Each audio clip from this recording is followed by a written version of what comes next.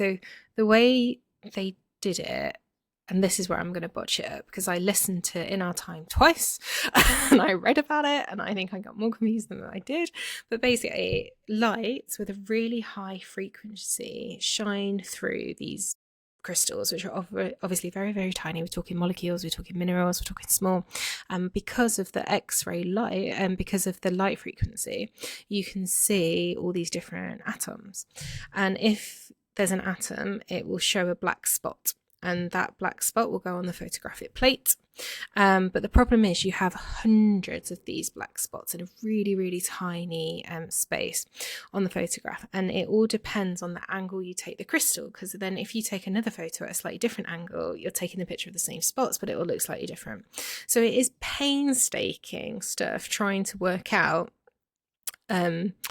these spots and comparing them at different angles, so you get, because obviously it's 3D, it's not 2D, so then you have to do tons of maths to work out the angles of the original spots versus the second spots, so you can actually build a 3D structure. So this needs tons of maths and algorithms and things. You need to be able to detect patterns as well, just like we were saying earlier. There's definitely themes throughout this, and also it's physically tough because you're having to keep the crystal wet enough so it doesn't dry out and change the structure. You need them as stable as possible for a scientific experiment, and it's quite eye straining technology. It's very manual. There's no computers. You're having to write all this mathematics out by hand. There's nothing you can do. Oh my God. Yeah, we're in 1920s. But that's what she did. And when I say there's hundreds of these dots, yeah, that's absolutely true. There's hundreds and hundreds. So she needed a way to categorize them.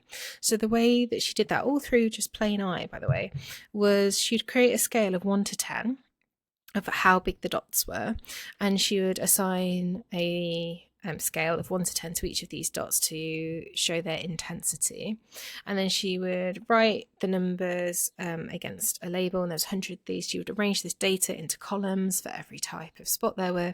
She would total the columns up. So it felt to me very Enigma, like very Alan Turing. Just working on some other level. And then she'd have this, and then she'd have to work backwards to build it into the structure of a crystal. That is a very, very botched explanation of what she was doing. But I think the things I want to get across were it is painstaking, it is manual, and it is big, big, big data that we're working with, manually doing that level of data crunching. These tiny dots, tiny little... It's just tiny boggles the mind. Hundreds of them, yeah.